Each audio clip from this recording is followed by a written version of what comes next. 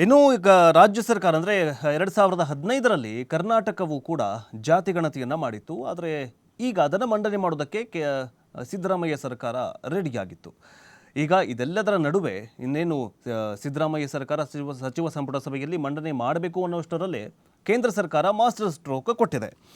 ಇನ್ನು ರಾಷ್ಟ್ರೀಯ ಜನಗಣತಿಯ ಜೊತೆಗೆ ಜಾತಿ ಗಣತಿಯನ್ನು ನಡೆಸಬೇಕು ಅಂತ ಕೇಂದ್ರ ಸರ್ಕಾರದ ತೀರ್ಮಾನವನ್ನು ನಮ್ಮ ಸರ್ಕಾರ ಅಂದರೆ ಸಿದ್ದರಾಮಯ್ಯ ಸರ್ಕಾರ ಸ್ವಾಗತ ಮಾಡತ್ತೆ ಅಂತ ಮುಖ್ಯಮಂತ್ರಿ ಸಿದ್ದರಾಮಯ್ಯನವರು ಹೇಳಿದ್ದಾರೆ. ಜಾತಿ ಗಣತಿಯ ಜೊತೆಗೆ ಸಾಮಾಜಿಕ, ಆರ್ಥಿಕ ಮತ್ತು ಶೈಕ್ಷಣಿಕ ಸಮೀಕ್ಷೆಗಳನ್ನು ನಡೆಸಬೇಕು ಅಂತ ಒತ್ತಾಯಿಸಿದ್ದಾರೆ.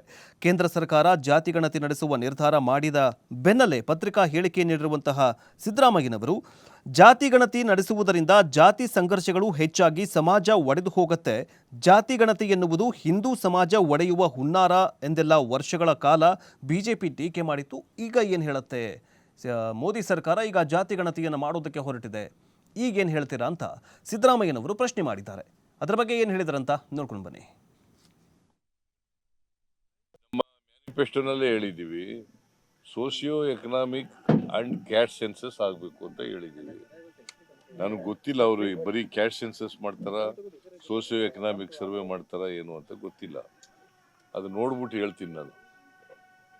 ಬರೀ ಈಗಿರ್ತಕ್ಕಂಥದ್ದು ಕ್ಯಾಟ್ ಸೆನ್ಸಸ್ ಮಾಡ್ತೀವಿ ಮತ್ತೆ ಜನಗಣತಿ ಮಾಡ್ತೀವಿ ಅಂತ ಹೇಳಿದ್ದಾರೆ. Census and caste census. Socio economic survey is very important.